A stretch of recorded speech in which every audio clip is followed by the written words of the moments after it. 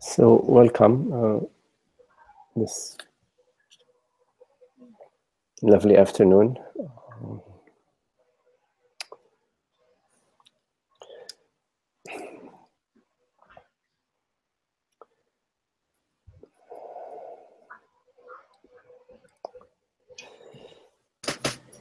So there are Ananda. Hello, Ananda.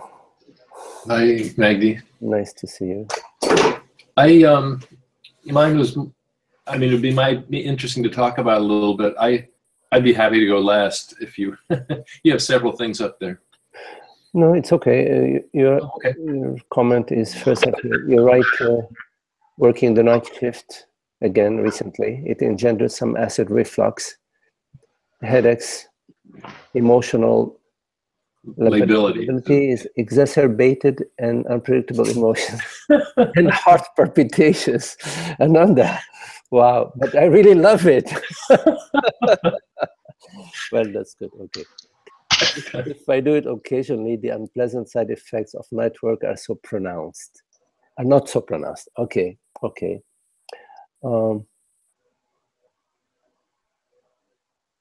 You know, a long time ago, I had watched some study, forgot the exact details of it, but it was basically pointing to a natural cadence to the body, that the body is sort of wired to be more active during the day and to rest in the evening. And they had done studies where they took people and put them in environments that were without, like, no windows, no daylight, so they lost track of the day and the night. And trying to recall. Basically, it was pointing to the data was pointing that the body functions, the organs function better during activities during daytime and resting at night.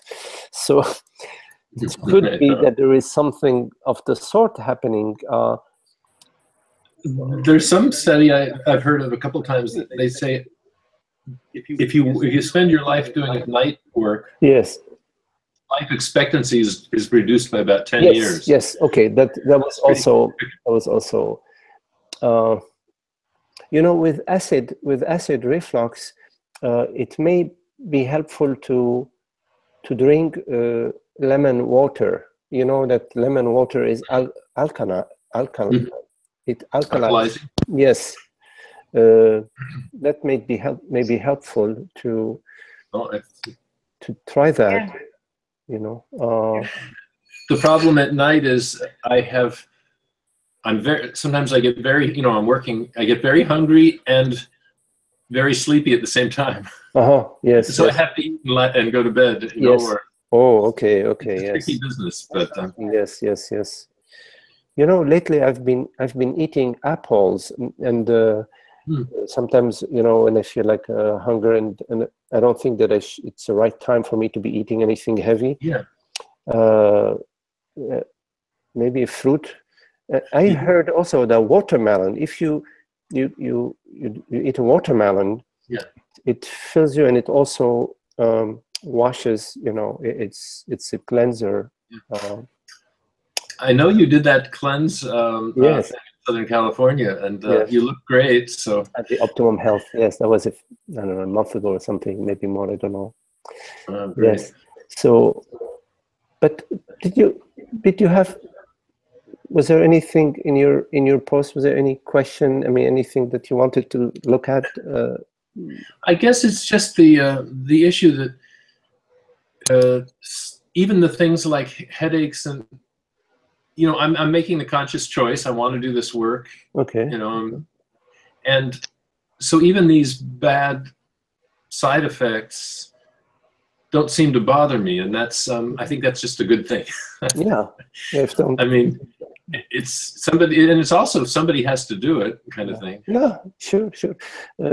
So yeah, I mean, maybe you can look at how you can reduce some of these effects. The acid reflux. I think in my opinion, it would be having to do with acidity, eating too acid, foods. So maybe you can go more towards more alkaline. Or eating during stressful situation, Right. gobbling something and going into and what you eat can make a difference too, and how you eat it. Like if you take a piece of celery, for example, and chew it really well as you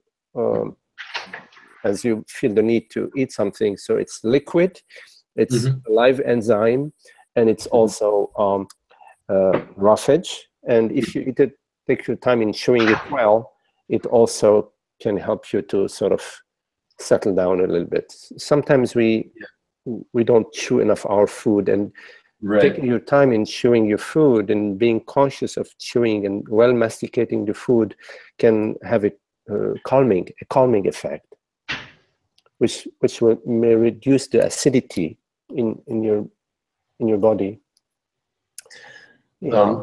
So it's I take it basically as a good thing that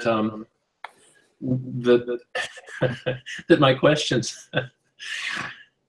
are on this, that your answer and my question is on this level. It's not that I'm distressed about anything. You don't seem distressed about these distress. Right. You don't seem to be, which is really great. You're not adding any psychological issues to it. So the approach is simply, management at the level, managing what you eat and how you eat, and when you're feeling, that you're getting sleepy, maybe having some food, something that, of course, will give you energy, but won't to give you acidity. Okay. Okay. And I really enjoyed the little dialogue we just had recently on Facebook. Yes. So that's really my main thing, is this love of what, it's been fascinating to me. What is sahaja, and working with my contemplation into where that's real. The real thing. The sahaja is an experience. It's the experience of peace, of unperturbability. It's the being established in the peace that doesn't come and go. That's really what really matters in your understanding of the sahaja, is the actual experience. So in consciousness, meaning what we truly are, is the whole, is already whole, and it is peace. It is inherent peace, inherent well-being, fullness, wholeness, no sense of lack, absolutely none. And so as we understand that more and more, and realize that that's what we are, and we relax into that. In other words, in our life, we live as that. The body acts inspired by that wholeness, not by any sense of lack, something we need to accomplish or something we're missing.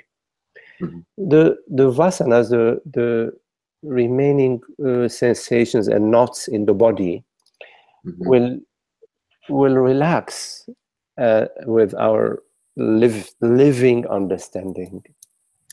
Living on. What was the last word? Living understanding. Understanding. The understanding that is being lived. Right. That's beautiful, because it's not slugging it out with the vasanas. Yes. No. There is a natural relaxation that occurs when we open ourselves to it. We open ourselves to well-being. We open ourselves, in other words, we say yes to peace, to not a peace that we have to attain, not something we get or something we have to earn. No, the inherent peace of being. So we say yes to that, and we relax into that. We trust that. We trust our true nature. The words of the sages that point to our inherent well-being, our effortless peace and our effortless happiness, our effortless, completely free of any lack, beingness. We trust that and we relax in that. We surrender the mind to that. We say, okay, what is it that I really want? I want peace, happiness, tranquility, well-being. And you say yes to that, and you release all your mental activities, all your functions. You release them to that, because that is what you truly love. You don't want to get it later. You don't want to be happy later.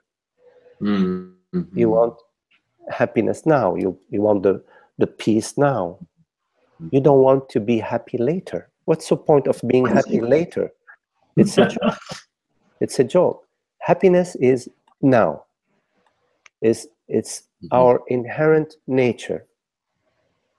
We don't get it by having something, by having more money, by having a relationship, by having a good job, by having what we want. No, because that would be conditional. You see? Right. We need to understand that. We need to understand and then live according to this understanding. And as long as we have not fully understood that, we need to continue to try to understand what is the meaning of these words. What does it mean that happiness is not something that comes and go? What is the significance of that? And where is this happiness that does not come and go? Right. This happiness that does not come and go cannot be in some activities, because activities have a beginning and an end. Right. It cannot be in a relationship, because a relationship has a beginning and an end. So it has to be inherent to that has no beginning and no end. Yes? Yeah. What is that has no beginning and no end? So we look, we say, what is it? I don't know. What is it? Somebody help me, tell me what it is. What is it that has no beginning and no end? And then somebody may say, well, in your experience, what is it that is always there? So you look around, and everything comes and goes. You don't know. You say, I don't know what's always there, because I don't see it. I'm not experiencing it. I'm not experiencing it. And then somebody may say, well, awareness is always there. You start to try to understand what it means. We try to understand. And this understanding is an important understanding. We have to keep contemplating that there is a reality to our experience, and that reality is not a changing reality. The screen does not change. Although the images on the screen change, the screen does not change. So we turn our attention to that, to connect with it. And when we turn our attention to consciousness, we are not going far, because we're going nowhere, because consciousness is right here, right now. It's not something that you perceive. It is that out of which all perceptions arise, and to which all perceptions refer. All perceptions refer to that perceives them, to the reality that perceives them. So, and that does not come and go. So the inherent qualities of consciousness are eternal. Whatever they are eternal, because consciousness is eternal, meaning it's not in time.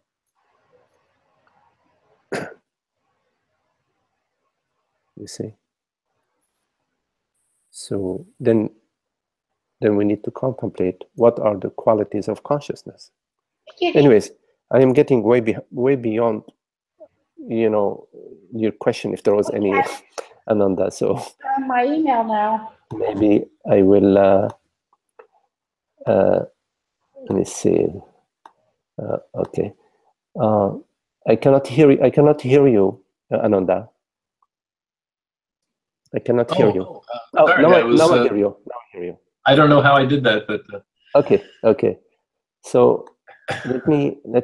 I was just saying. Okay. I was just going to say one more thing. At noon every day, when it's feasible, I've been sitting, and I could call it meditation or whatever, just a contemplation. But it's kind of interesting to just stop and do nothing, sit in a comfortable chair, and go.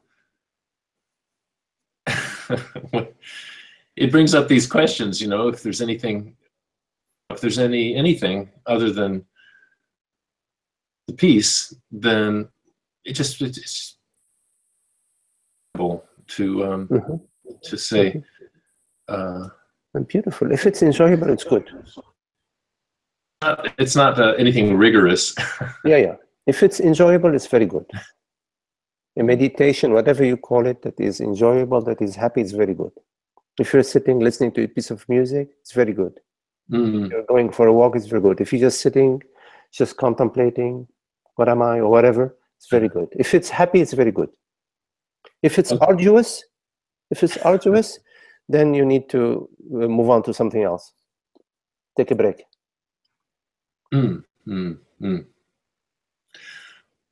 Okay, thank you very much, Magdi. Okay, Nanda. Okay, see you later. Okay.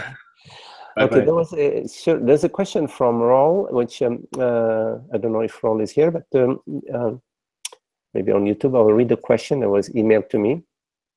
Raul wanted me to address this question. So Raul, you say, how was your realization, the preparation, the years, some incidents on the way, important markings and persons?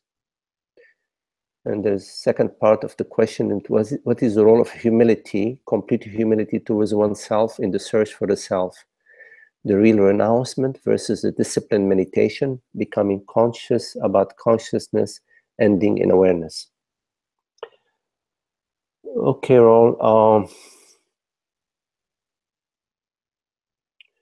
So the first part of your question, how was my realization, the preparation, the years, some incidents on the way, important markings and person?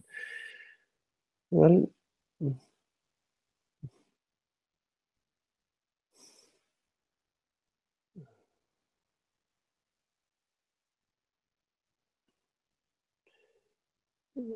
you know,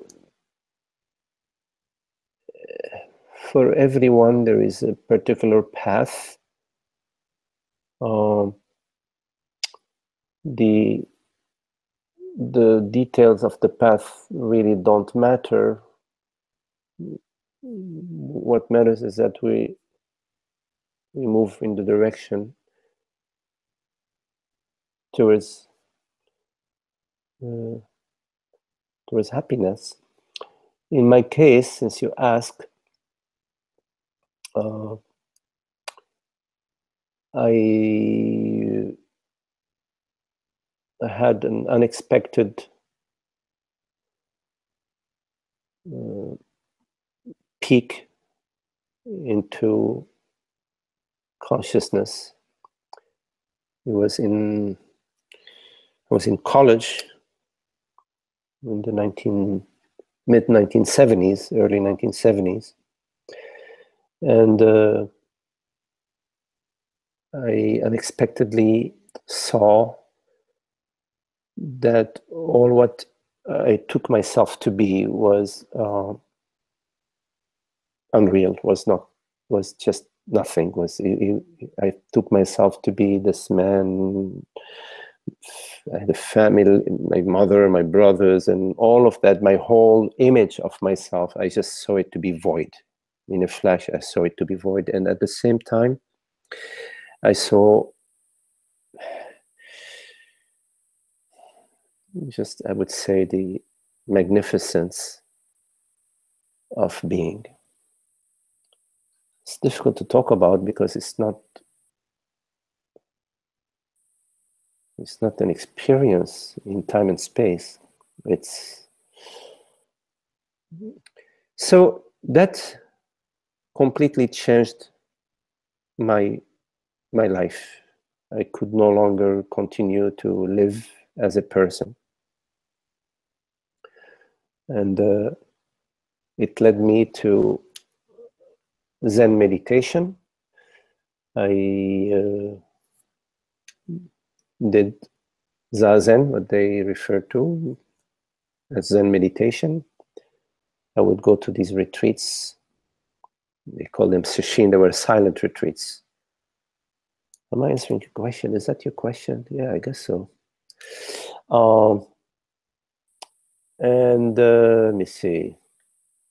So after many years of Zen meditation, then I worked with, I met a woman named Toni Packer, and I worked with her for many years. And at some point, I just stopped working with anybody, and I then met Francis Lucille, the Advaita teacher Francis Lucille, who lives in Temecula, California. Who I had a few questions to ask him, maybe 30 or 40 questions to ask him. And as I was asking the questions, then I realized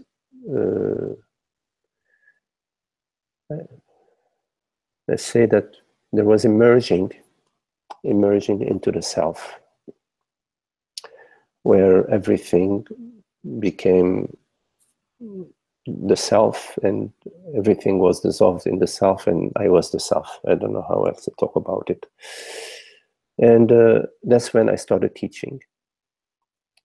Maybe it was 8 years ago or so, something like that. Let me see. Okay, so important markings, they're infinite. I mean, there are many insights, too many to count. There were some major ones. 4 of them. And many smaller insights. Okay, so the first person was John Kohler, who was the teacher I met at the university, who was quite influential. And then Richard Clark. Richard Clark was the Zen teacher in the Sharon Springs Zen Center. Then I worked with Philip Kapleau. Philip Kapleau, who was the teacher at the Rochester Zen Center. And then Toni Packer. And after, I had a little interest in Jiddu Krishnamurti at some time, but that then faded away. And of course, then Francis Lucille. Francis Lucille is the person that I consider my teacher, my friend, and I have a deep gratitude for all the infinite beings that have been helpful along the path. And of course, my deepest gratitude for Francis Lucille. Okay, question number 2. What is the role of humility, complete humility towards oneself in the search for the self? Okay, first, humility, you cannot fake it, okay? You cannot try to be humble, or you cannot be humble. Humility is a quality that flowers in you, that flourishes in you when you realize how, on one hand, how common you are. that you are like everybody else, that you are nobody special. And at the same time, you realize the magnificence of the self, but it is not a personal magnificence, it's a universal magnificence of the self. Then you have a humility towards the magnificence of the self, like looking at the sun.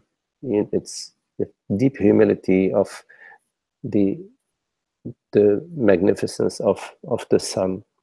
So humility is a quality of the self that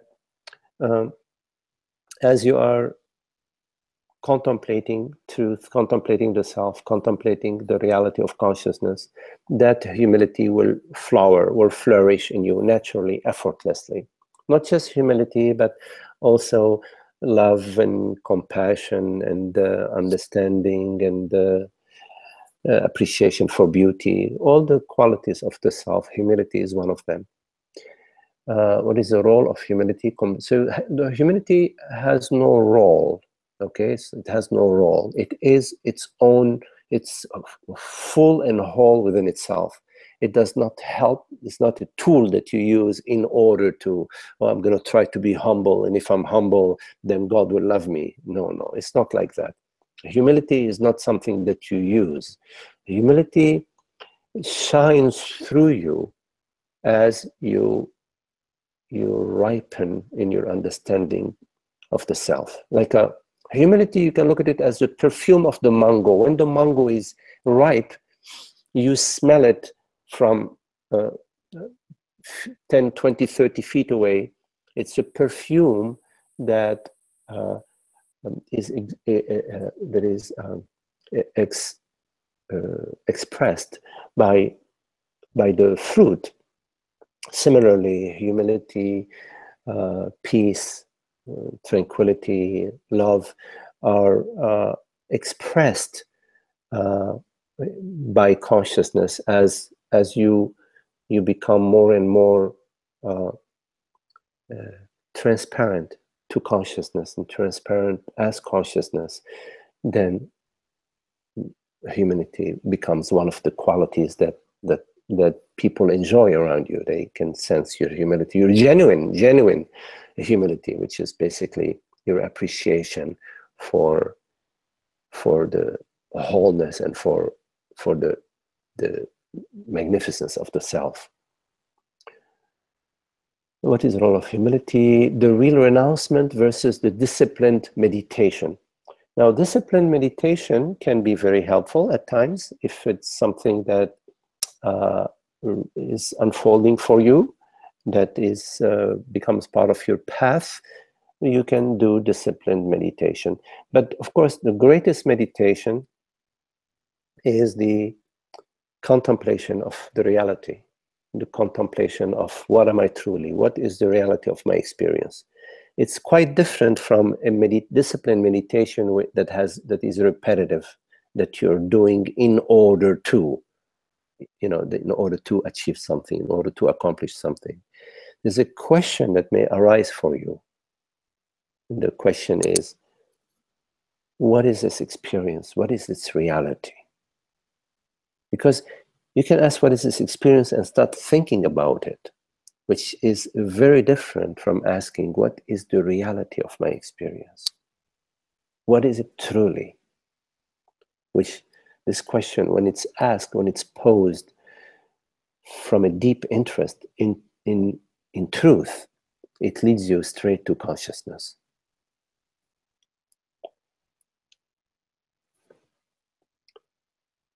So real renouncement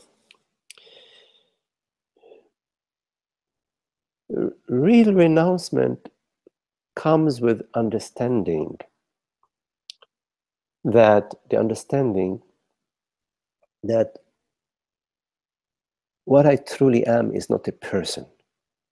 Because as long as you believe and you feel that you are a person, you cannot renounce your seeking, because what comes hand in hand with seeking, or with being a person, is seeking and resisting. Because a person is a contraction of the wholeness, a contraction of consciousness into a person. And when there is this contraction, you cannot avoid seeking a woman, seeking a relationship, seeking money, seeking or avoiding things that are coming to threaten you. It's a bad dream. So you cannot renounce. Renouncement cannot be real or true as long as you believe yourself to be a person. So all these practices say, you know, renounce this and renounce that is nonsense, because they do not go to the root of the problem. The root of the problem is the belief that I am a person. You need to contemplate that belief.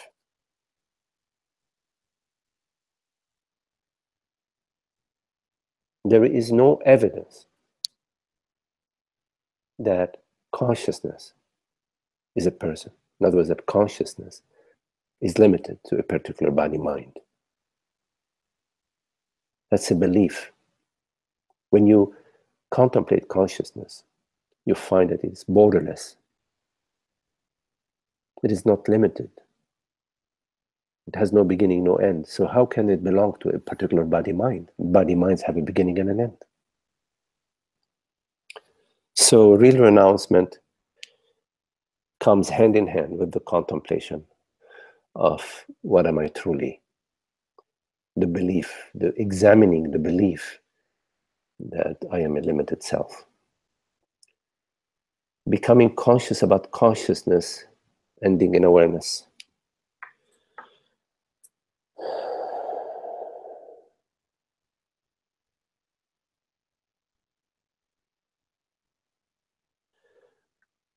Consciousness, meaning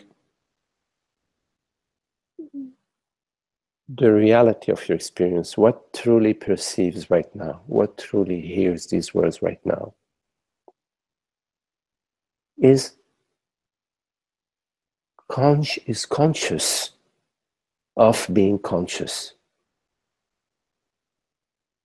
In other words, if you ask yourself, am I conscious? You will answer immediately yes. And if you ask yourself, am I conscious of being conscious? Yes, I am conscious of being conscious. So consciousness is inherently conscious of itself. It's what's referred to as self-consciousness. Only consciousness is self-conscious. Thought is not conscious. Perceptions, objects, forms, bodily sensations are not conscious. Only consciousness is conscious and is self-conscious. So consciousness does not become conscious that it's conscious. But consciousness can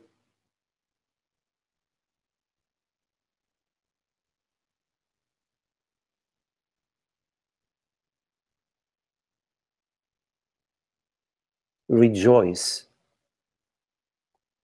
whenever it chooses in knowing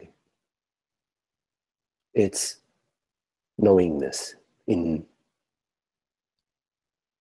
knowing that it is the absolute knowingness. Meaning, at any point in time that you choose, you can rejoice in knowing yourself to be consciousness and to be conscious, to know that you, in fact, you are conscious of being conscious. And that only consciousness is conscious. There is nothing else that is conscious outside of consciousness. And you are that. And this consciousness that is the reality of your experience is not personal, doesn't belong to a body-mind. It has no master. It is its own master, if you want to use that term. It is its own reality. It has no ultimate reality beyond it. The buck has to stop somewhere. Okay, Ron. So Isaac, hello Isaac. So Isaac, you're right. Hey, hello Isaac. Nice to see you. Yeah. I don't hear you, Isaac. I don't hear you. I still don't hear you. Let me see if there is something for me to do.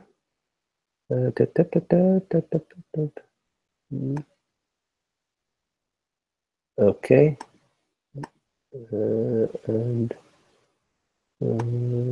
Okay, I should be hearing you, but I'm not hearing you. Anyways, let me read your question, Isaac, but just keep in mind that I don't hear you. You say, hello, Magdi. What about the so-called psychiatric diseases such as drastic change of mood, bipolar? Does it have to do with thoughts or is it a chemical matter?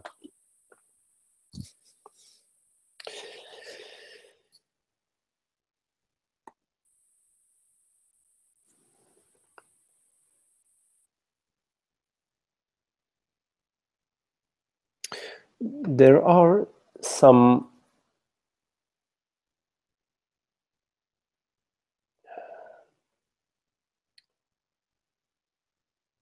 mind states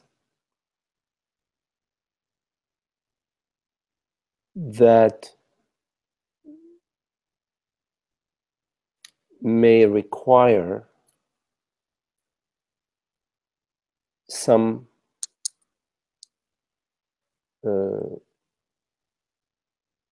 intervention besides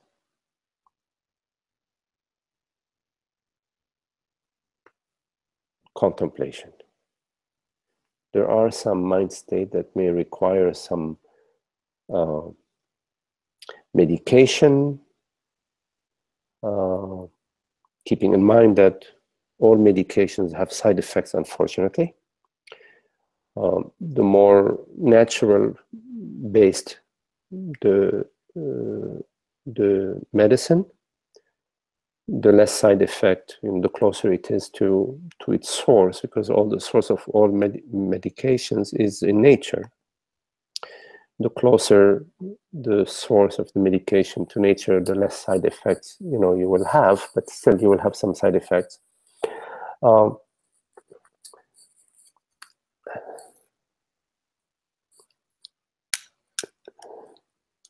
Now there are few, but there are some therapists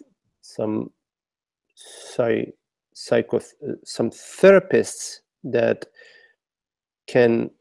work with psychiatrists, and some therapists that have a non-dual understanding that can work with people in certain situations, and they could determine when their work, their non-dual therapy, the limits of their work, and can work hand in hand with somebody, a psychiatrist who can prescribe some remedies that may help. So in some cases that are very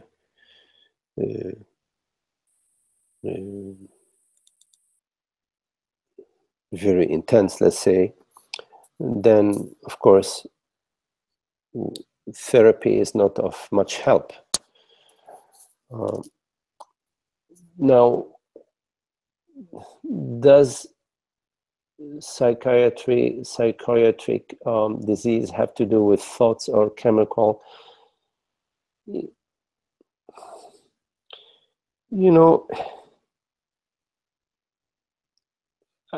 I have difficulty in separating between thoughts and chemical,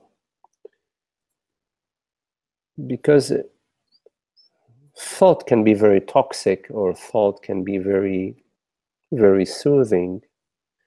You know, like for little children, sometimes when they're very afraid, we can tell them a story or we can sing a song to them, which are just sounds, right? And it can relax them, it can alter their mood, change their mood just by telling them a story or by singing a song. So these are just thoughts, and yet they alter the mood. And some people believe that moods are just strictly as a result of a certain chemical balance. So I would have a hard time separating between thought and chemical.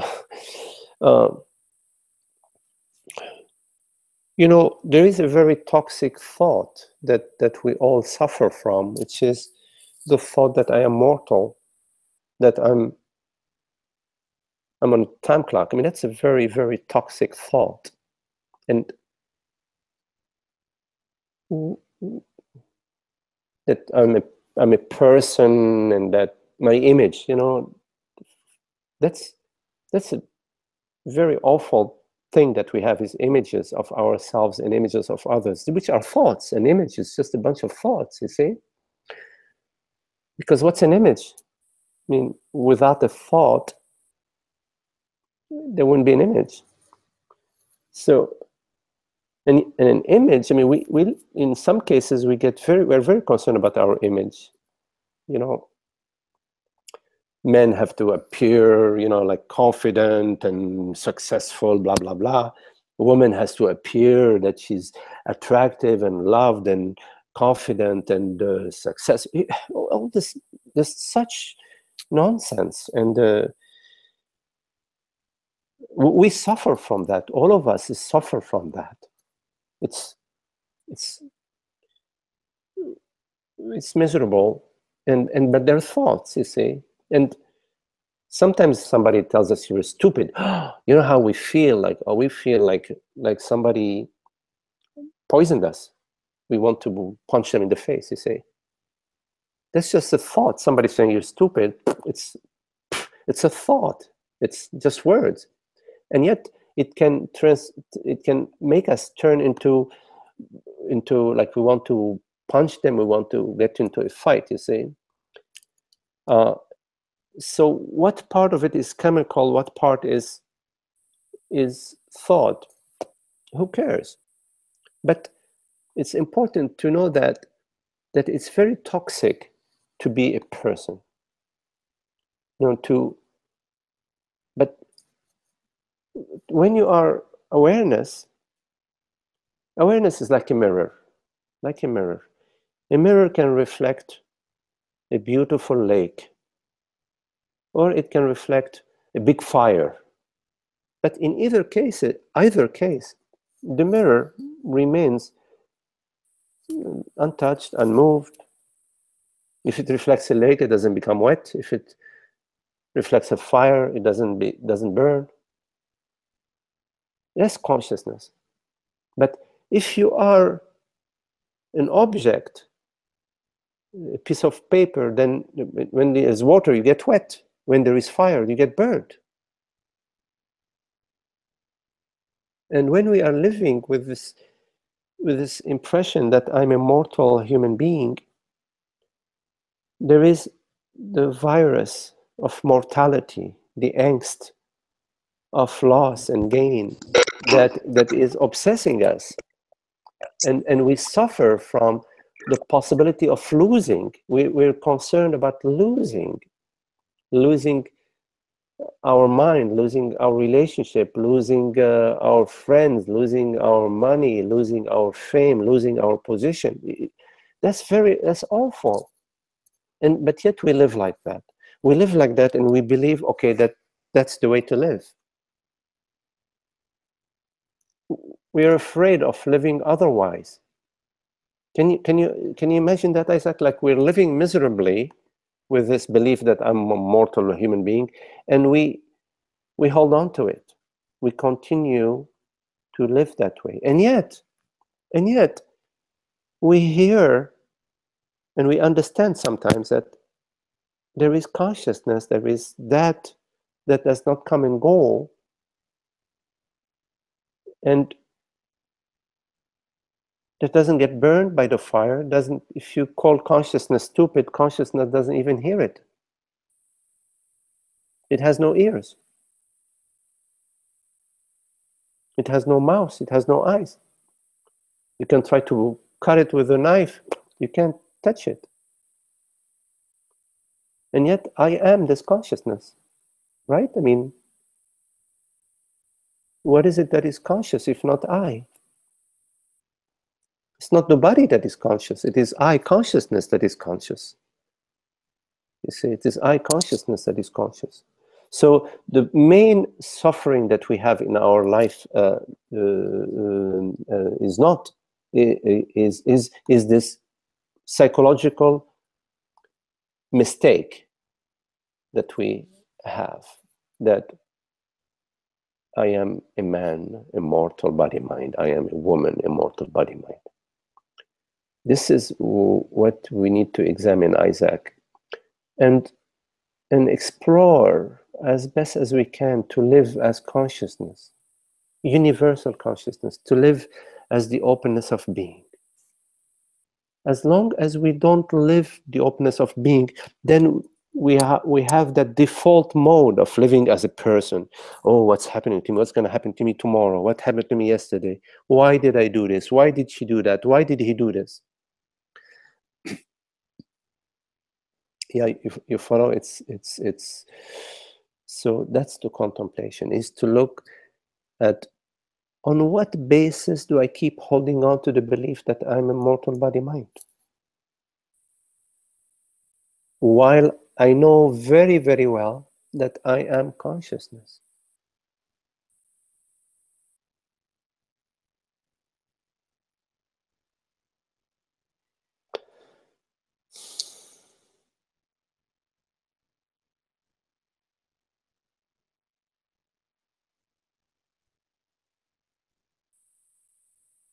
Whenever certain moods arise, we have a tendency to act them out. Maybe sometimes we can try, we see if it's possible, when a certain mood arises, to just be still and watch it, feel it, experience it. Allow it to do whatever it wants to do while we're just not moving.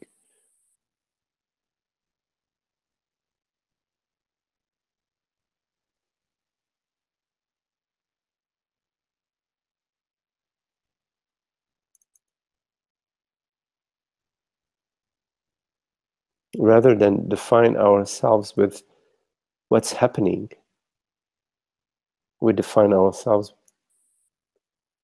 by stillness, with the stillness, the peace, the beingness, which is a non-happening. Rather than defining ourselves by thoughts and feelings and emotions, we define ourselves by presence. Rather than defining ourselves by events that are happening, things that have happened, we remain undefined. Undefined as presence. Presence is undefined.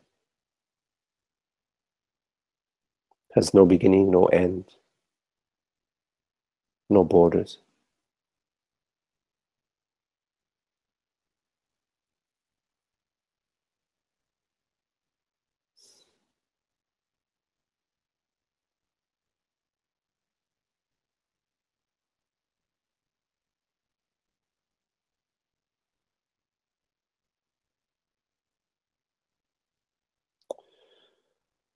Okay, Isaac. Thank you for your question, Isaac. I'm sorry I couldn't. We have an audio, but it's good to see you. I cannot hear you.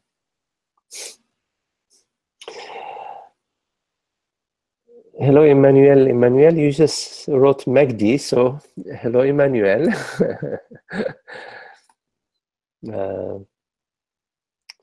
If you have a question, Emmanuel, you could write it or you could just speak it, yeah? Otherwise, I'm just going to go to Rhonda. Hello, Rhonda. So, Rhonda, you write when a memory arises, I have been asking the question, what was present then and is here now? Yes. This question reminds me of consciousness. Yes. Yes. This is a good question, Rhonda. Yes. What was present then is present now, which is consciousness, awareness, presence, beingness, whatever word you use to refer to it. Yes. So a memory is just a current thought. Yes, a memory is a current thought. Like right now, for example, we can just for fun evoke the memory of what we had for breakfast. What did I have for breakfast? Okay, we can sort of evoke the memory of what we had for breakfast. And so we say, oh, I remember what I had for breakfast. I had cereal for breakfast, for example. In fact, it's just a current thought, a current image that is arising. So memory is a current thought that refers to time. So time. So memory is thought that refers to time. This morning and now. But in fact, the reality of memory is this current awareness right now, an awareness right now of this current thought. In fact, there is no time, there is just the eternity of presence. But images that we refer to as memory give us the impression of time. And they're functional for, in a limited way. So yes, Rhonda, this is a question that you're asking yourself that is recollection of what does not come and go. A recollection looking in the direction of that does not come and go, which is consciousness, awareness. Yes, it is good question.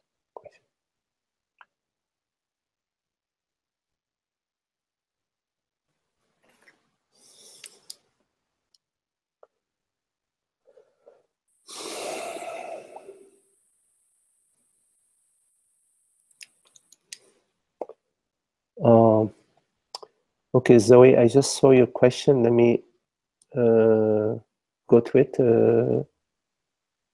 right now. And I will copy it and paste it.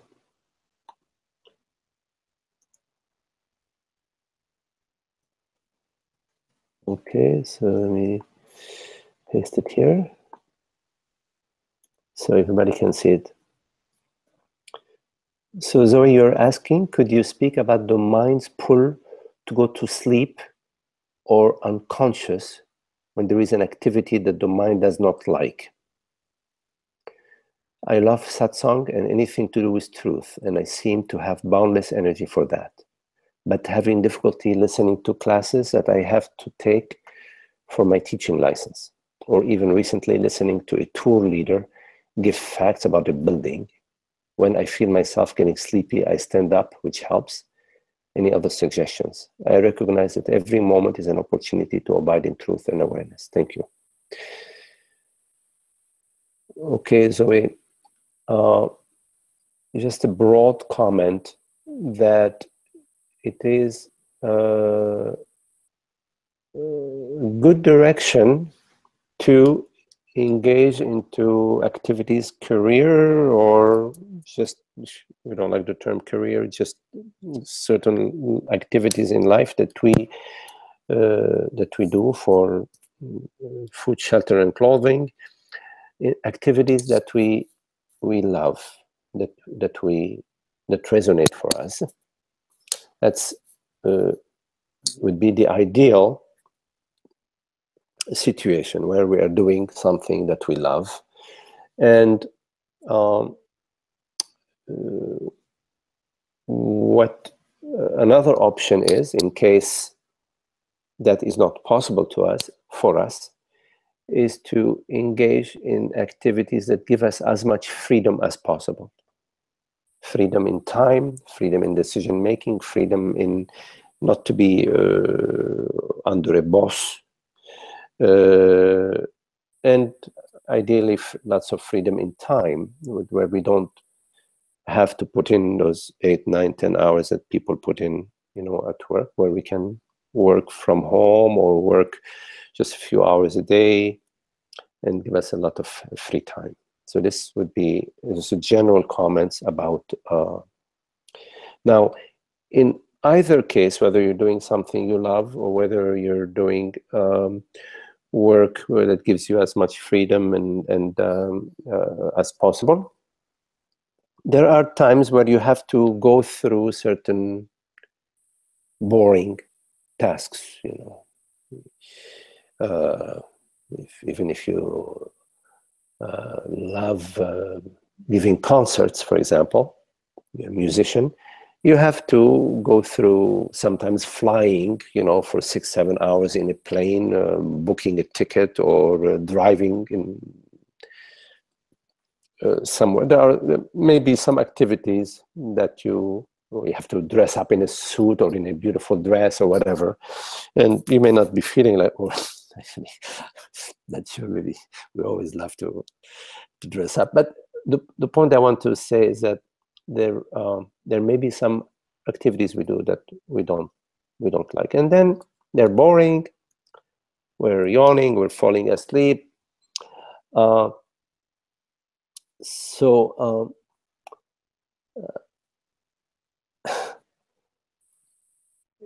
there isn't much to do. Then hopefully we won't fall completely asleep and make an embarrassment of ourselves.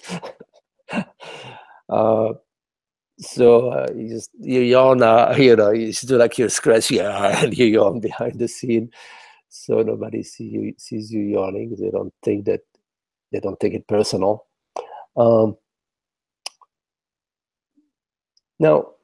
the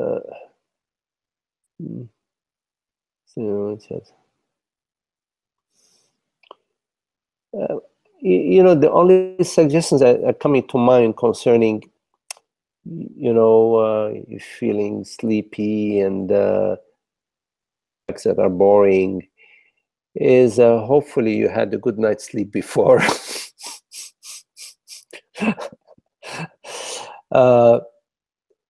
I wouldn't worry about abiding in truth or awareness, because you don't need to be concerned about that. Just when you are tired and sleepy and you feel like yawning, you yawn, and if you can't lie down right then and there and get some rest, then you just bear it. And then when you have a chance, you will get a nap, and maybe actually sometimes we're feeling really tired and sleepy, and a half hour later it's past. I don't know. That's my experiences.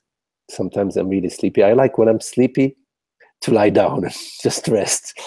But sometimes if it's not possible, what can we do? Then it passes. Yeah. So a good coffee, yes, Mike, yes, Ananda, a good coffee may be helpful.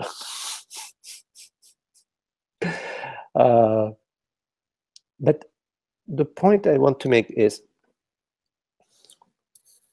you seem in the last part of your question, which says, I recognize that every moment is an opportunity to abide in truth and awareness. It is as if you're seeing being sleepy or tired or bored by some lecture about something that you don't care about, to see that as not being abiding in awareness. You have to be careful there. Awareness is our true nature, is what we are, right? I mean, it's not an idea about being aware. I need to be aware, I mean, I need to be awake and bright and sparkly, while somebody's talking about some boring stuff that only is relevant to them because they have a mind that loves this stuff. We don't. Thank you, Magdi. That's exactly what I was thinking, was that you know, that being fully awake means, you know, like loving absolutely everything. So that's exactly right. Thank you. Well, I mean, when I'm sleepy and tired, I'm loving it. It would be even better if I had a mat to lie on, Yes. a sofa. But what can we do? Sometimes people they don't like it too much when they're giving a lecture and you say, "Excuse me, I'm gonna lie down on the couch." Yeah, they don't appreciate that. Thank you. They don't have that sense of humor, you know. That's perfect. That's exactly the core of it. Thank you. But you know, I know this is an online satsang, but when people come and here and meet here, you're very welcome. If you are sleepy and tired, just close your eyes, put your feet up, and sleep. It's fine. Yeah. Perfectly fine. Yeah. So this awareness, you know, Zoe, is our true nature. Yes, it's our true nature, and it's already free, happy. The body, you know, the body has its rhythm. You know, a body has its limitation. After so many hours of being out and about, you know, you want to rest, and some things don't interest you. You know, and sometimes, like, I have a brother who loves to talk about golf. He loves golf, you know, and I love him. You know, I don't golf. I don't know so much about these things. But when he speaks after 5 minutes, 4 minutes, it's like, please, you know. But I realize I see a spark in his eyes when he's talking. So I say, okay, let me listen some more. And I listened some more, and then it was okay, you know. It doesn't really, it doesn't vibrate for me, but I listen a bit, and I enjoy his enthusiasm. I feel his enthusiasm, and I enjoy his enthusiasm. I don't share it, but I enjoy his enthusiasm. My God, wow, he really loves this stuff. Yeah, that's like my teenage daughter when she starts talking. Yes. Yeah, that really helps. Thank you. Yeah. But you don't have to do that if you get bored after a few minutes and you somehow try to change the topic or whatever. You know, you don't have to appreciate somebody else's enthusiasm. I'm just saying that it just so happened that I did, but I'm not saying that this is what you need to appreciate people's enthusiasm. No, I don't share. Somebody's talking about I don't know, whatever they're talking about, painting or building sheds or whatever. Yeah. You know, it's good for them. You know, it resonates for them. That's good. Fantastic. So, yes. That cleared it up. Okay, cool. Okay. Nice.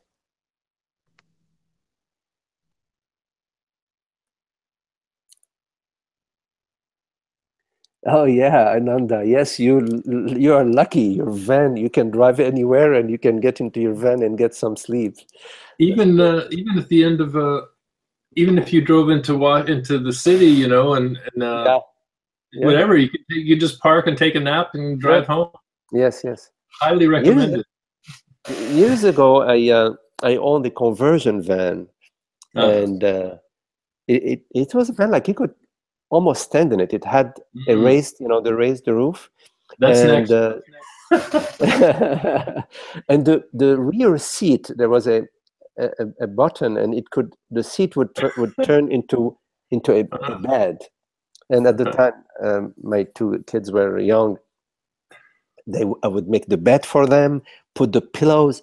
They loved it, and I would sometimes, you know, pull on the side when we were traveling a long distance, and we would like get a good nap. It was really. We open the side windows, and you have some fresh air. That's what I just did for 2 weeks. I know I went through Oregon and down the coast. Yeah. I saw some of the And posts. park by the ocean and open the windows and take a nap. Yes. Oh, it's a beautiful coast. You know, the Oregon coast. It's mostly park, no? The yeah, it's mostly park. And yeah. And also Northern California was exquisite for the first, well, actually all the way down to Sonoma, all the way down. Yes. It's all beautiful. Yeah. You went on what is it? Is it Route 1 or something? You know that the shore, the road along the shore. You know, Highway 1 stops close to the top of California, and then it's 101. Yeah. But, right. Those are the two. Yeah. Yes. Yeah. Very nice. Yeah, it's absolutely beautiful. Yeah. Yes. And it's beautiful here too. You know, all you need is a park, a place to walk. Yes. And, the beauty.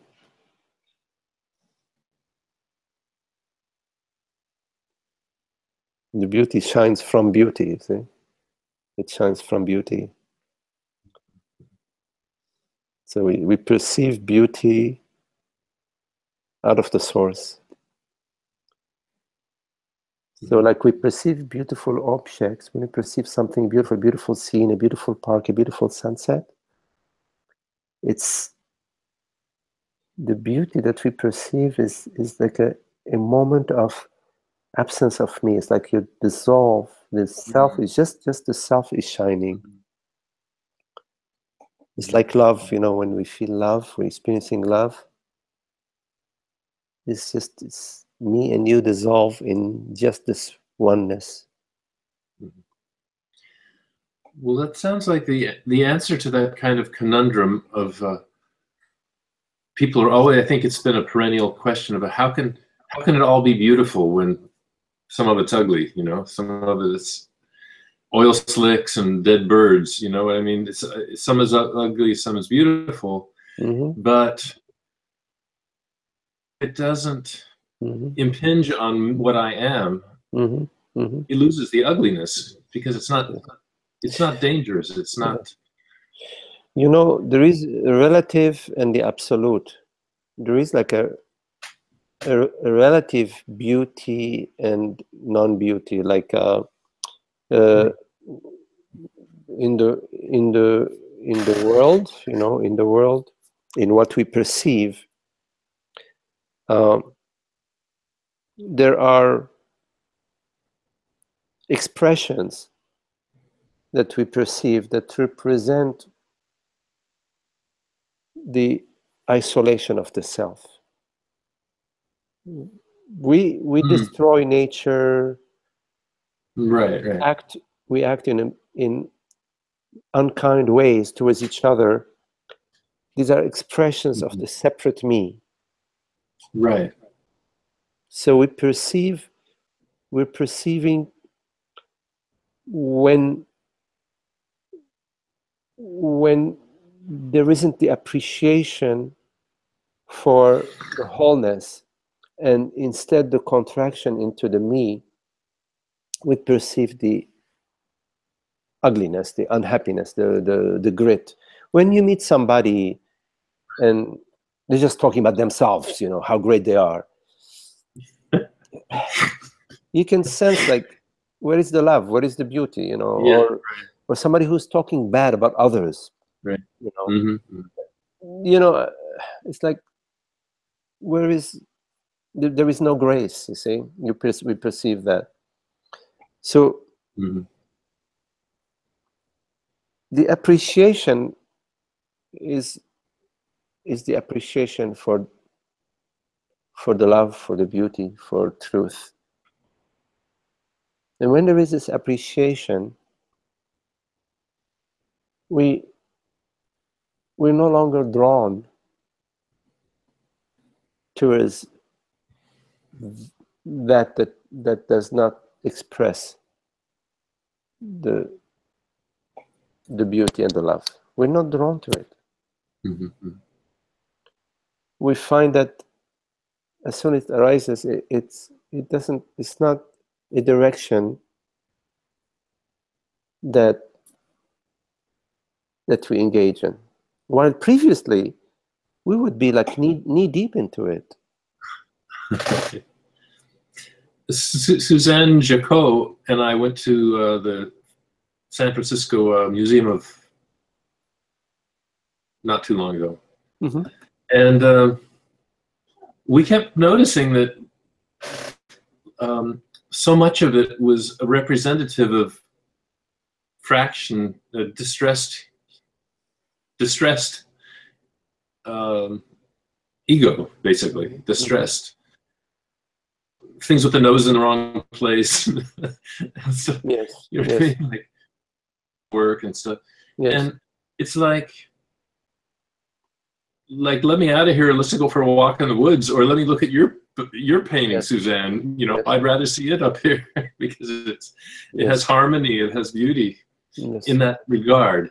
I mean, you know, sometimes a little cacophony in a orchestral piece might actually be beautiful. Mm-hmm. This is life. You know what I mean? Yeah. Yeah. Yeah. But then I find myself, then the funny part there is I think I make good observations, but then I find that evaluative or critical Well, thing is coming from me, you know?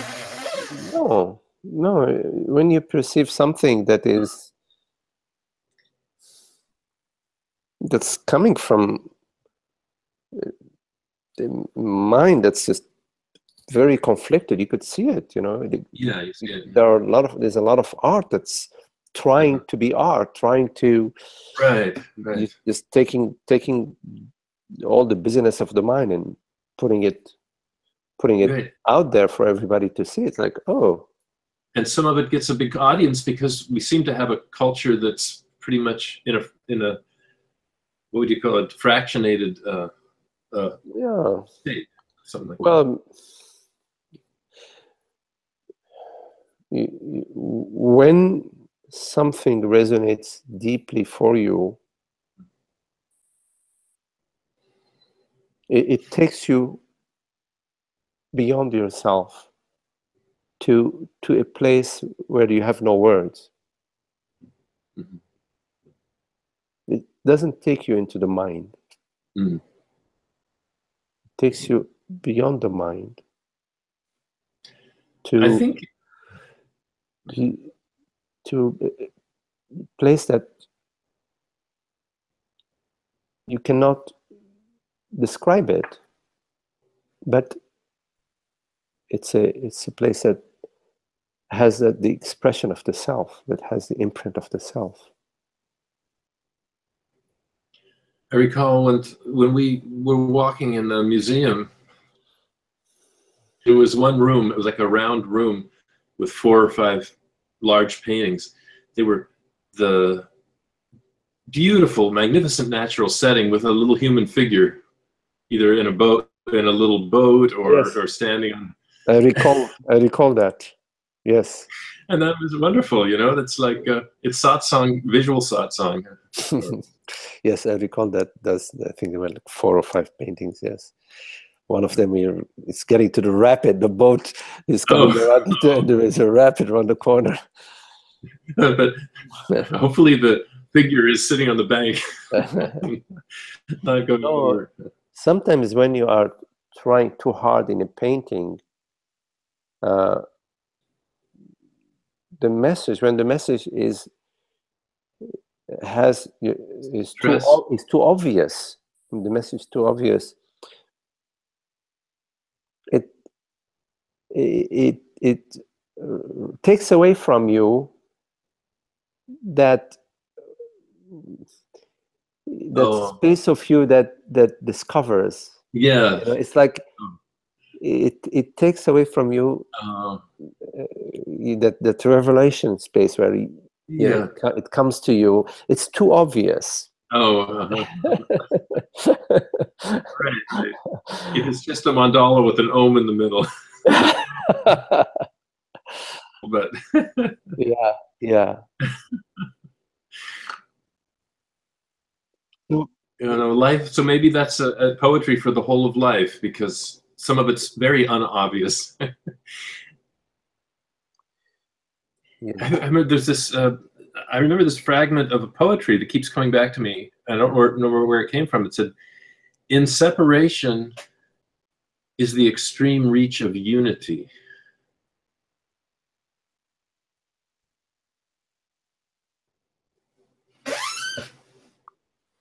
Kind of a koanish thing in a way. Well, you know, because there's no real separation, but that's what it looks like.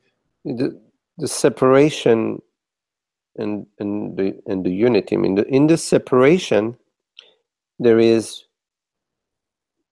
inherent in it a desire for the end of it, because separation is imbalance. It's not the balanced state, let's say, you know. And within the separation, there is the call for wholeness. You could say that, okay, well, separation is illusion, and so there is no such thing as separation. But at the same time, you cannot deny your nightmare when you're having a bad dream. You could say, okay, it's just a dream, but still you're sweating and your heart is pumping and you're unhappy. So although separation is illusion, meaning there is nothing separate in the entire universe, there is still the impression of separation, which comes with the belief that I'm an object in the objective realm, the belief in objectivity. Inherent in that belief in objectivity is the desire for truth, because a belief is the contrary of truth. A belief is a holding on to something that hasn't yet become fully evidenced and established. That's why it's a belief. Because once you know something, the belief ends. Once there is knowledge, the belief ends. So within the belief, there is a grip. The belief is a grip, and within the grip, there is the desire for relaxation and for releasing the grip. So in terms of the poem that you're saying, that within separation there is the I don't know, how did you put it again? In separation, something like, in separation we see the extreme reach of unity. Yes. So yeah, you could say that. Yeah. Almost like like in my work, when people are dying or they're really upset, there's some distress. And there's still nothing. Somehow it's a manifestation of the one thing, I guess. Well, and if you don't actually posit reality to the separateness of those people who are experiencing it, you know what I mean? It's still. Yeah, but if the body is dying and you're holding on to the body, meaning you believe that you are the body, and you and you say that's a manifestation of the whole, that is the manifestation of the whole with a virus in it. There is the virus that I am the body. You have to make that additional comment, because the wholeness is complete unity. There is no separate body in wholeness. So the separate body, the belief in separate body minds, is not in harmony with wholeness.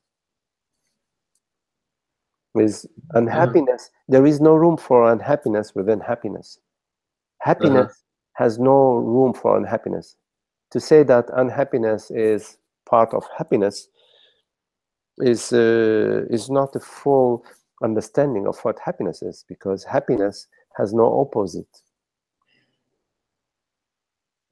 Yeah, I mean, I think what you're saying is there really is no separation, even though that's yes, there is no right. So you cannot So, take the realm you're mixing two realms. When we say that it's almost with a wink, you have to say it. you have to say it with a wink, because one realm is states and mind states, and the other realm is absolute. They don't you can't, they don't join. One realm is the dream realm, the other realm is the realm of reality. They're not at the same level. Well, so I really ponder this. Mm-hmm. Well, like Jungian psychology and the shadow side and all that stuff is very popular, you know, a way of people dealing with distress of various kinds. Mm-hmm. But something tells me, you know, that's an interim between these two levels. That's a huge genre you could spend lifetimes. Right. It's still at in the psychological realm. You know, it's it's dealing with states. Right. Which means with mind states, mental mind states, and you're talking about infinite mind states. I mean, there's no consciousness is not at the state level. It's not a mind state. Right. I was thinking maybe that they're by bringing people into looking at archetypal things, it takes them a little out of the personal, takes it a halfway step towards towards awareness, maybe, without, you know. Yeah.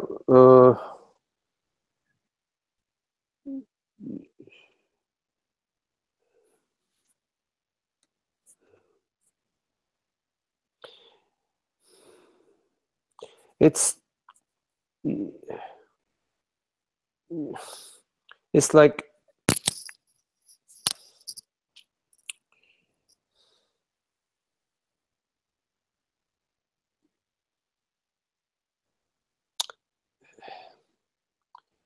I mean, if you want to go to California, and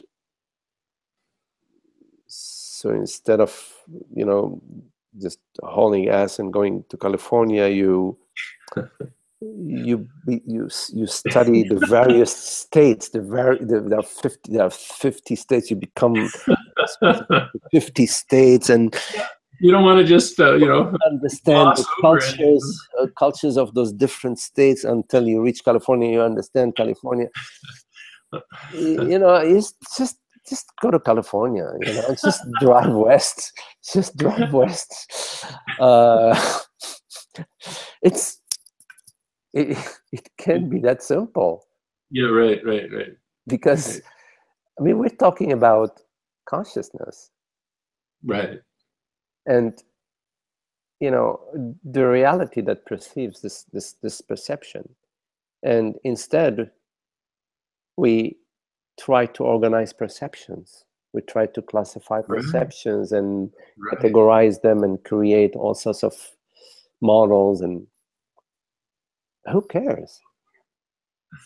We're talking about the reality that perceives. If that's what we're talking about, this is what we want to know.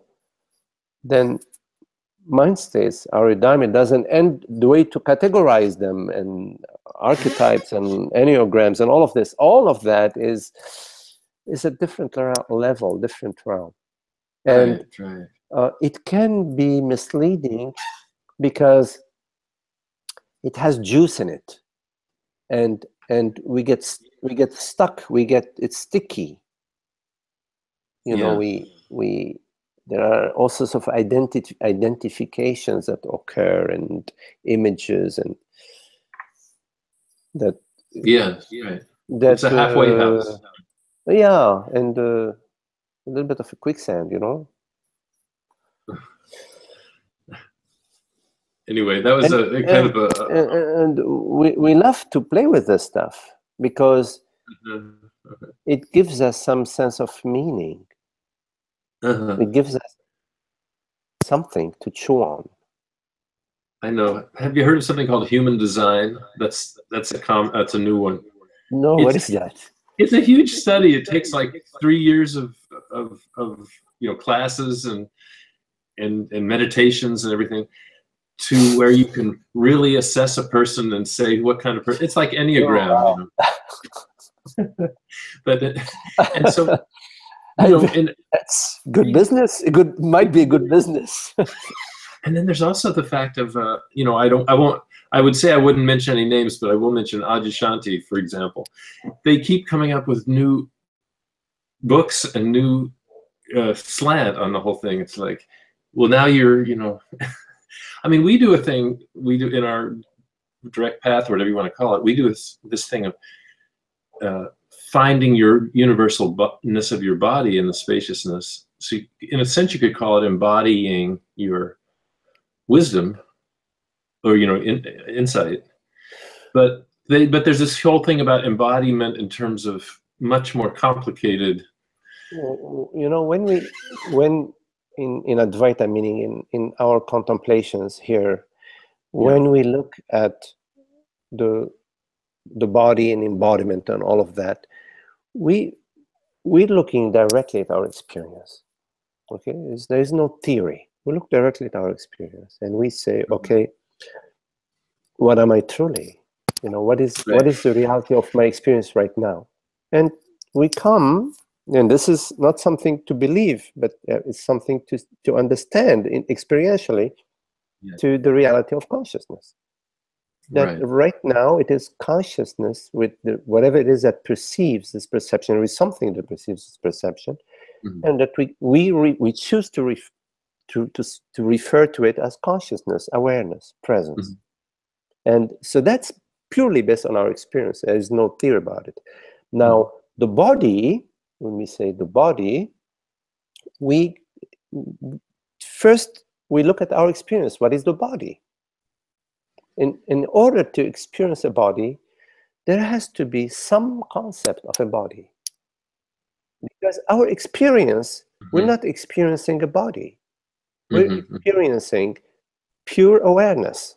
There's pure awareness, and there is an image, a perception. You could say we experience a perception, we experience thought, and we experience sensation. Like, for example, if you put your finger next to the fire, or if you stub your toe in the corner of a chair, you are perceiving a sensation.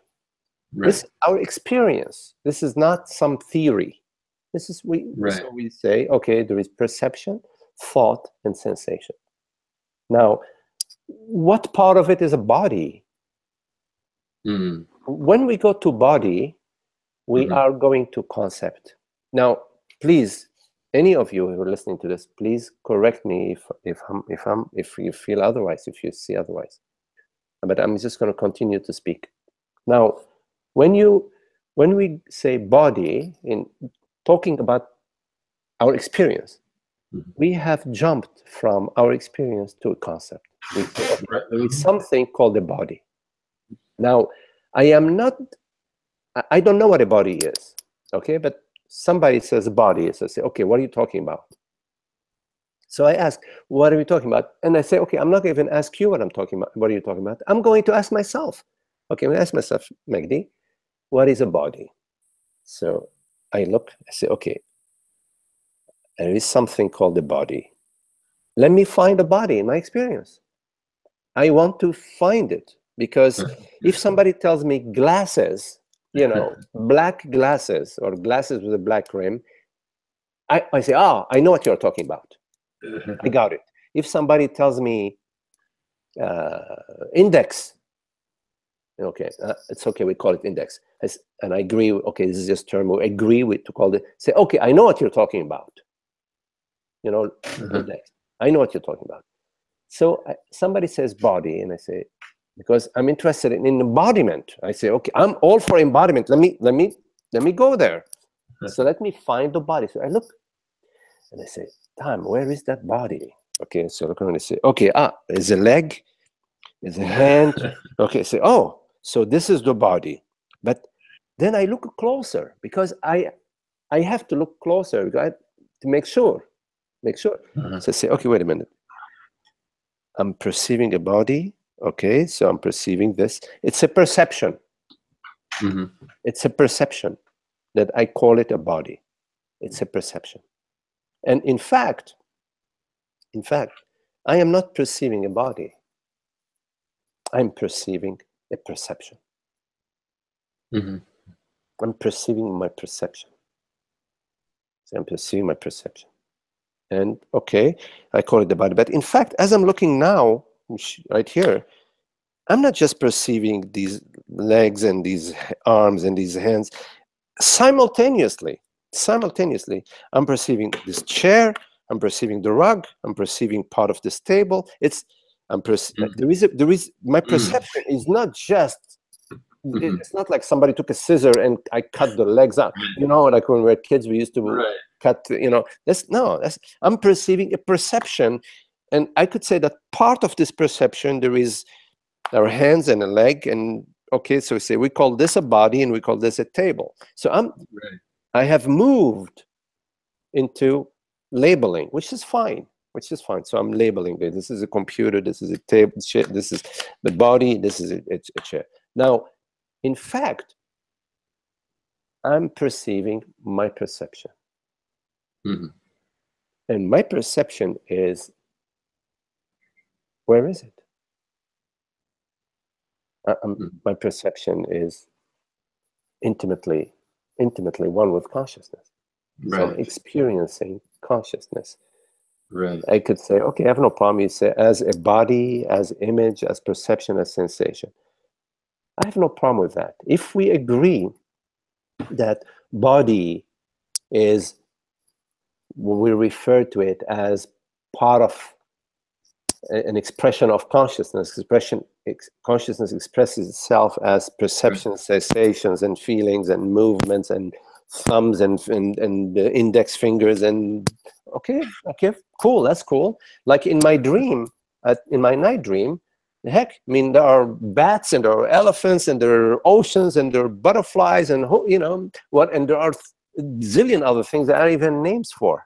I don't even recognize them. I couldn't even draw them to you. Okay, say okay. I recognize all of that to be dream. Consciousness is dream. Okay. Now, what is it to embody something?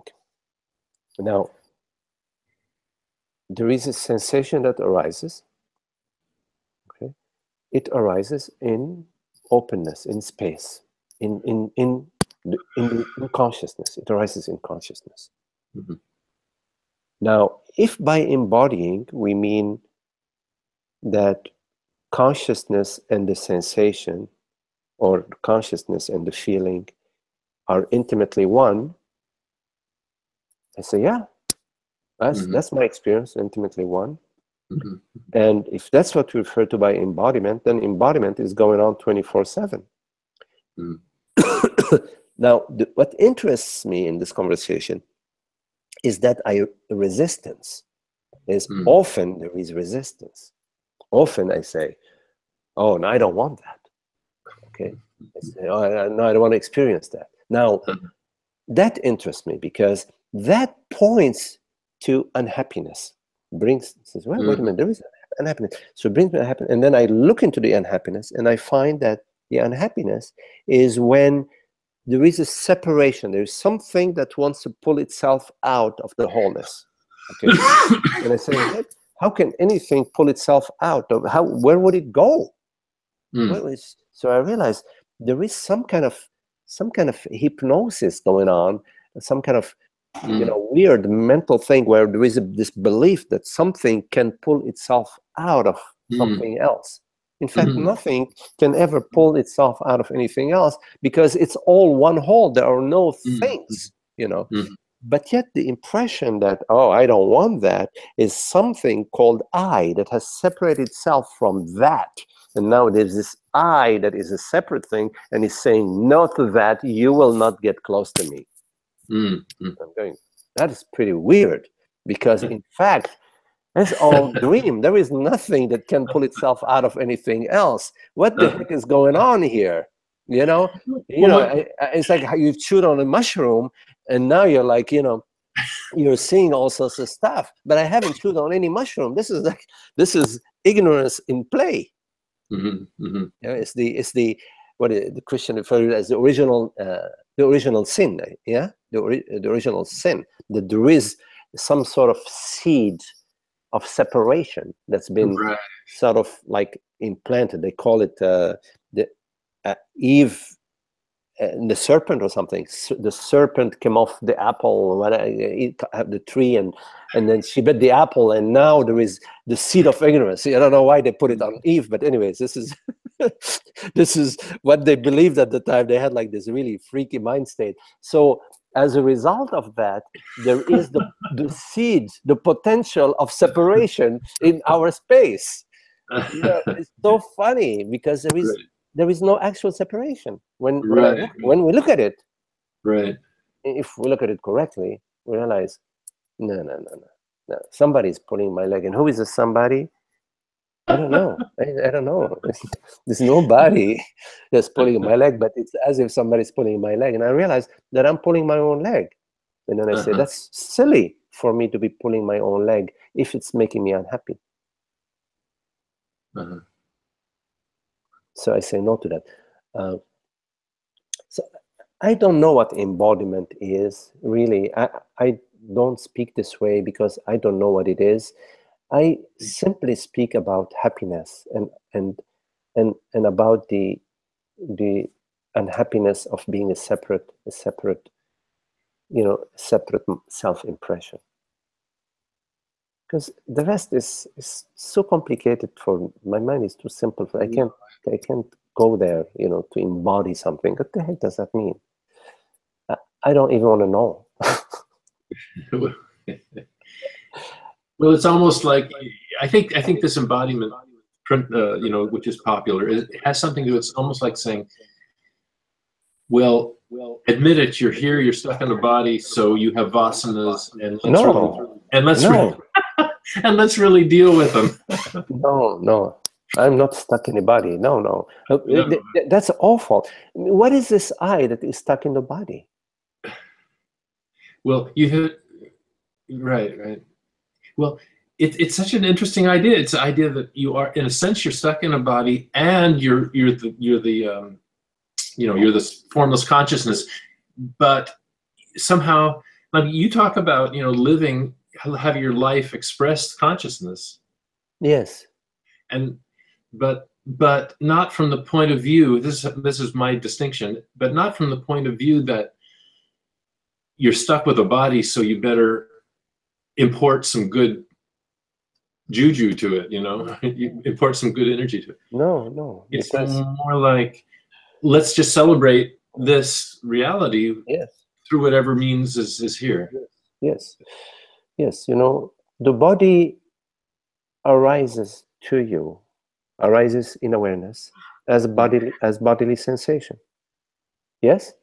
Yeah. Let me repeat that. The body arises as a bodily sensation in awareness. Yes? Yeah. So the body arises in you as an impression, as a sensation, as a perception, right? You follow? It arises as a perception, as a sensation, as an image. Yes? So how can you be stuck in something that arises to you? Exactly. You can't. I mean, if you speak about being stuck in the body, you I don't know, you're speaking, I don't know what you are speaking. You're not speaking the truth, because in the truth, meaning a reality of our experience, I'm not talking about believe me, no, your reality of your experience, you have to see it for yourself. The body, whatever we call ananda, arises as image, as thought, as memory, as bodily sensation, in awareness. Awareness is what I am. So how can I, that is awareness, I refers to, this is very important to be clear about what I refers to. I refers to awareness, whatever the reality that perceives as perception. It's I. We call it I. Awareness. How can what arises to I, like an image, how can I be stuck into something or imprisoned to something that arises to it?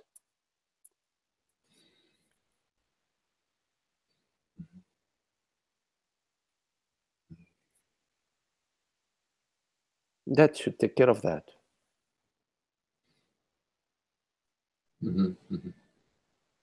Yeah, because I think it then relax all those tight wires, like the puppeteer wires. They all relax. It's not a dangerous world. It has nowhere to target you. The contemplation of truth leads to understanding. Understanding frees you, liberates you from illusion. Right, and the need to improve it even in some rarefied philosophical system, If there is still a need to improvement, then there is understanding, further understanding that is needed. I think that's the main point that I encounter when I do my sitting. I mentioned earlier, sitting. Yes. On a kind of routine. At noon I sit and I just check in, and I think, okay, do I feel a little antsy, like I'd like to be doing something else, or what am I going to get out of anything, or is it just, I think it's a chance to say, is it here now? Is this, is there something other than peace? And we may just enjoy sitting. We may just enjoy sitting. Yeah. Or we may just say, no, I feel like going and having some watermelon now. I'll call it sitting, but I'll actually eat the watermelon. Sometimes we feel like just sitting. Yeah, right. Contemplating. And sometimes we just want to have a slice of watermelon and go for a walk. Right. What matters is the freedom.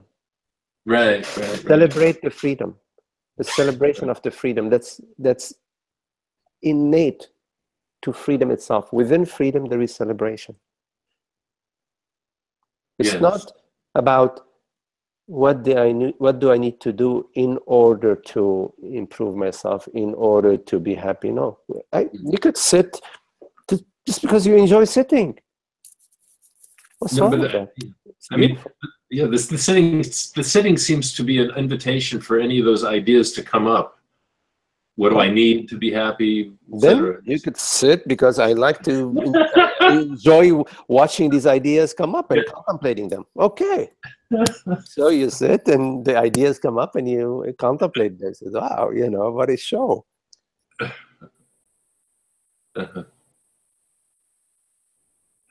But you're still doing it out of your freedom and your sense of play and your enjoyment.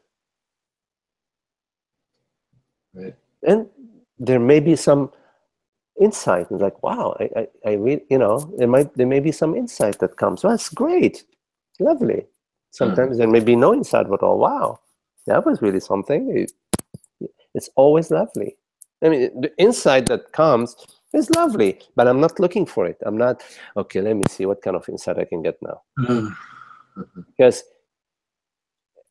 an insight that you're waiting for, an insight requires your absence. Yeah, let me get a can opener. I've got some canned insight. An insight occurs in your absence. In the presence of presence, but not in the presence of a person. Presence is not personal. Presence is universal. The person comes in, puts limitations on presence, says, okay, my presence versus your presence. I was more present yesterday. How come I am less present today? I should be improving in my presence. My presence should be growing every day. In fact, yesterday I was the most present person there at the meeting. Yeah, right. Good for me. Somebody has to appreciate me. Why not myself? I just did I miss Rhonda? Isn't that true for objects too? Rhonda is writing, we only perceive only our perceptions when looking at objects. Yes, Rhonda. Are you? Oh, you still here, Rhonda? Yes. We only always perceive our perceptions. We perceive our perceptions, thoughts, perceptions, sensations. We perceive our experience. We experience our experience. So when you look at the object, you don't find an object. You only find your experience. Your experience of the glass or the experience of the couch, meaning your image. You only find your experience. And when you look at your experience, you find only awareness. As if awareness is metamorphosing itself while remaining awareness, what do you say? There is like some sort of energetic play in awareness, and there's a couch. It's appearing as a couch.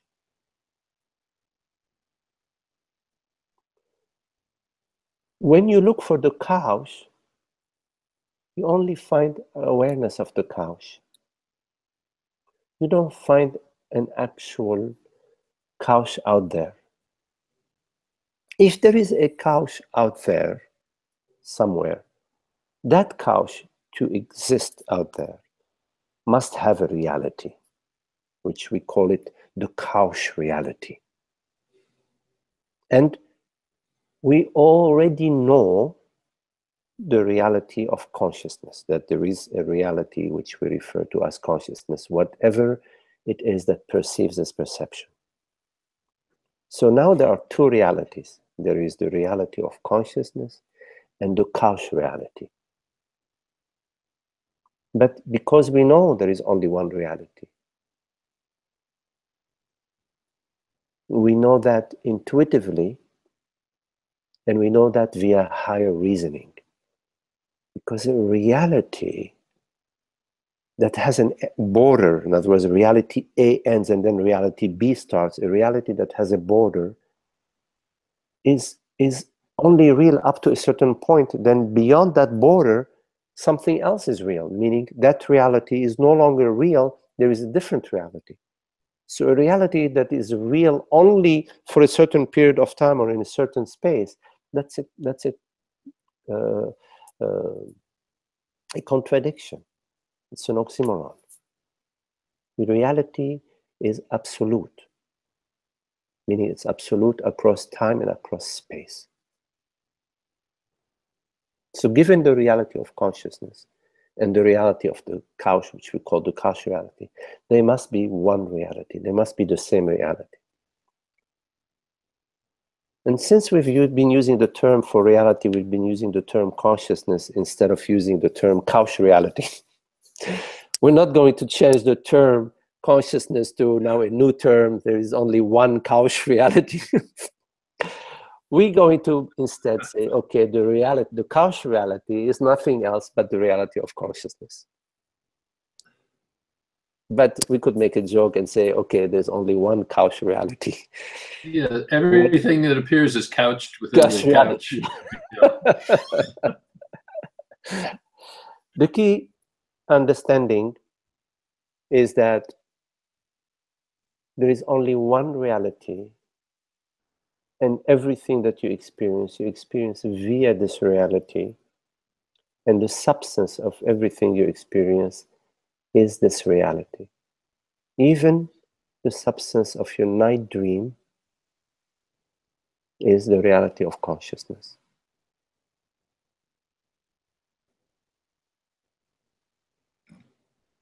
And you are this reality.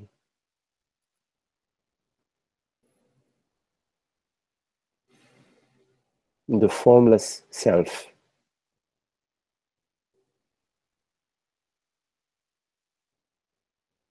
The eternal, immortal beingness of being.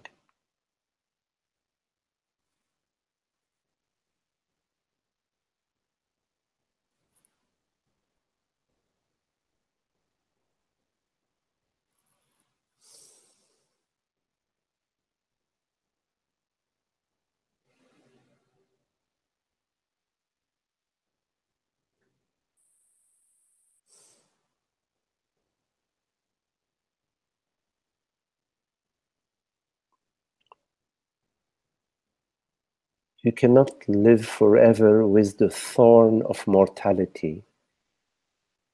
You have to pull that thorn of mortality out of your being.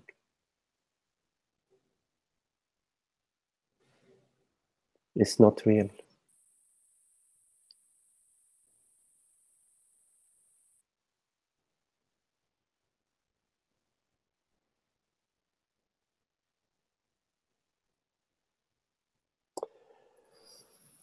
Okay, very beautiful to be with you all. Okay, Isaac, Ananda, thank you very much, Richard. Very lovely to see you all. And Emmanuel, if I missed any of your question, because I know that you started to write something, you can always reach me in other ways. Okay, Zoe, Trish. Okay, take care. See you soon. Good night, Maggie. Thank you.